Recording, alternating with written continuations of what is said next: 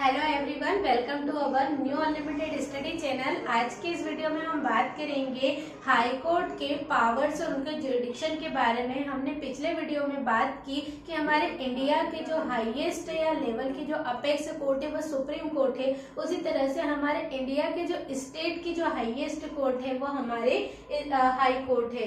अगर हम हिस्ट्री की बात करें तो हमारे इंडिया में जो पहली हाई कोर्ट थी वो ब्रिटिशर्स के द्वारा स्टैब्लिश की गई थी कलकत्ता में 1 जुलाई 1862 को की गई थी। और यह इसके बाद बॉम्बे एंड मद्रास में भी इसका स्टैब्लिशमेंट हाई कोर्ट का हुआ था। तो सबसे पहले अगर हमारे इंडिया में कहीं स्टैब्लिशमेंट हुआ था हाई कोर्ट का तो वह कलकत्ता है।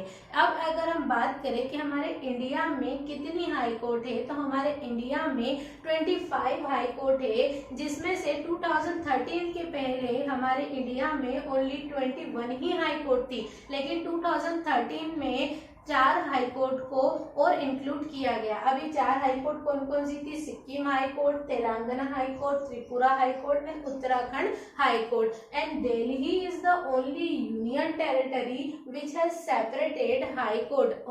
दिल्ली एक ऐसा यूनियन टेरिटरी है जिसके पास अपनी एक सेपरेट हाई कोर्ट है। जिस तरह से हमें सुप्रीम कोर्ट के चीफ जस्टिस के अपॉइंटमेंट की प्रोसेस देखी, अब इस वीडियो में हम अपॉइंटमेंट हाई कोर्ट के जो अपॉइंटमेंट है उसके प्रोसेस की भी बात करेंगे। तो अगर हम बात करें कि हमारे हाई कोर्ट के चीफ जस्टिस का अपॉइंटमेंट किस तरह से होता है तो इसकी प्रोसेस क्या है। तो सबसे पहले जो सुप्रीम कोर्ट का जो सीजेआई है यानी चीफ जस्टिस ऑफ इंडिया है वो स्टेट के गवर्नर से एडवाइस लेगा और उसकी एडवाइस पर वो उस कैंडिडेट को रिकमेंड करेगा प्रेसिडेंट को। अब प्रेसिडेंट क्या करेगा? प्रेसिडेंट उस चीफ जस्टिस की पोस्ट के लिए जो अप्लाई या अपॉइंट हो रहा है व्यक्ति या कैंडिडेट, उस व्यक्ति को अपॉइंट करेगा चीफ जस्टिस की पोस्ट के लिए।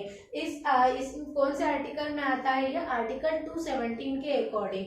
अब हम बात करें कि हमारे इंडिया में जो स्टेट की जो हाई कोर्ट है वो हाई कोर्ट में जो चीफ जस्टिस की एज कितनी होती है, तो एज जो लिमिट है वो 62 ईयर है।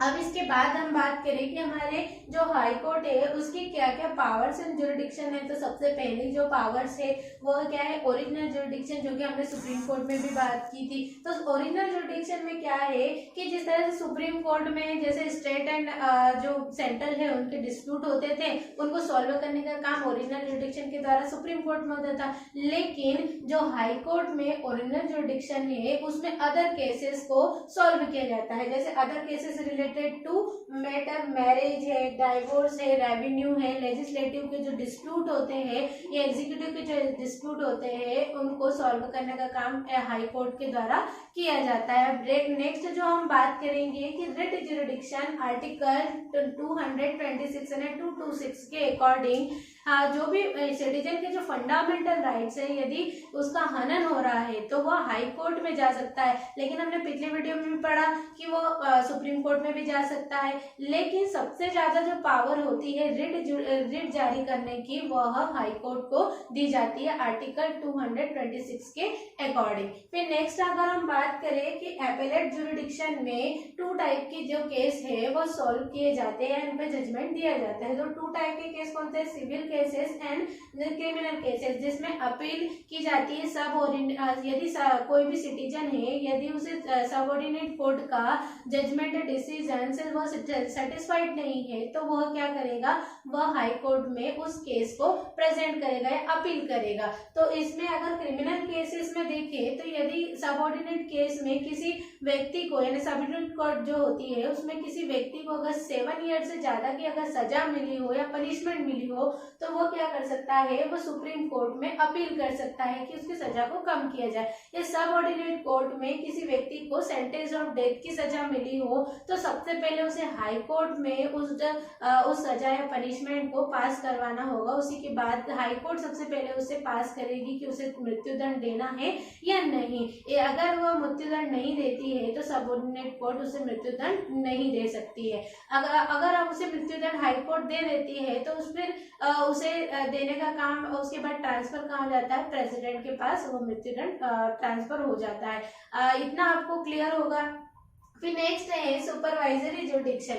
अब सुपरवाइजरी जुडिक्शन आर्टिकल 227 के अकॉर्डिंग आता है। तो इसके अकॉर्डिंग क्या होता है कि जितने जो यदि कोई स्टेट है, यदि उसकी हाई कोर्ट है, अगर उस हाई कोर्ट के नीचे के जो भी सबऑर्डिनेट कोर्ट है उनको सुपरवाइज करने का काम कौन करती है? हाई कोर्ट के द्वारा किया जाता है। जैसे सेशन कोर्ट है और या सबऑर्डिनेट कोर्ट है, वह जो भी जजमेंट या डिसीजन है वह सबऑर्डिनेट कोर्ट को फॉलो करने होंगे, किसके द्वारा? जो भी हाई कोर्ट जजमेंट देगी या उसे सुपरवाइज करेगी। नेक्स्ट अगर हम बात करें कोर्ट ऑफ रिकॉर्ड की, तो ये आर्टिकल आता है 215 के अकॉर्डिंग। इसमें क्या होता है कि हाई कोर्ट की जो भी जजमेंट या डिसीजन होते हैं वो उसकी मेमोरी में रिकॉर्ड किए जाते हैं। यदि इन केस ऐसा कोई केस आ जाता है जो पिछले केस से मैच खाता है, तो उन केस में वह क्या कर सकते हैं? अपने जजमेंट या डिसीजन को रिव्यू किया जा सकता है। लेकिन सुप्रीम कोर्ट का जो जजमेंट या डिसीजन है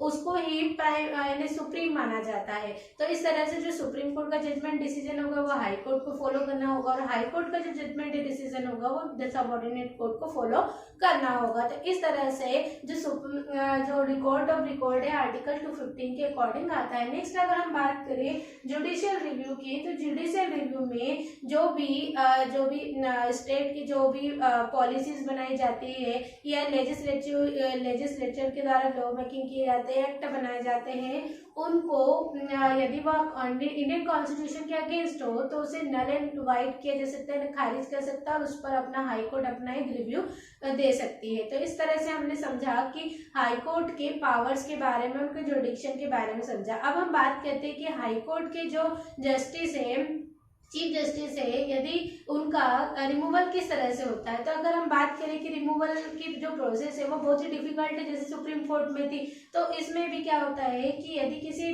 जज का द्वारा मिसबिहेव किया जाए या कोई ऐसा काम किया जाए जो इंडियन कॉन्स्टिट्यूशन के अगेंस्ट हो, तो वह जो जज है उसको रिमूवल करने के लिए एक स्पेशल मेजॉरिटी बिठाई जाती है, उसमें स्पेशल मेजॉरिटी के द्वारा उस जज को रिमूव किया जाता है। अब अगर हम बात करें क्वालिफिकेशन की कि वह जो एलिजिबल होना चाहिए कि वो व्यक्ति की वो कैंडिडेट कि हाई कोर्ट का वो जज हो सकता है, तो उसमें सबसे पहले वो सिटीजन होना चाहिए, 10 साल तक उसके पास हाई कोर्ट में एडवोकेट के रूप में वो काम कर चुका हो, इतना एक्सपीरियंस होना चाहिए। नेक्स्ट उसका 10 साल तक वो 10 से ज़्यादा साल तक अगर उसने उस हाई कोर्ट में काम किया हो या उसके वर्क के बारे में, उसके वर्क को देखकर ही उसे हाई कोर्ट का चीफ जस्टिस बनाया जाता है। आई होप आपको इतना समझ में आया होगा इस हाई कोर्ट की पावर्स और उनके फंक्शंस के बारे में आपको इतना जानकारी इन्फॉर्मेशन मिली होगी। तो यदि आपको ये वीडियो अच्छा लगा हो तो इसे लाइक शेयर एंड सब्सक्राइब करना न भूलिएगा। Thank you very much for watching this video.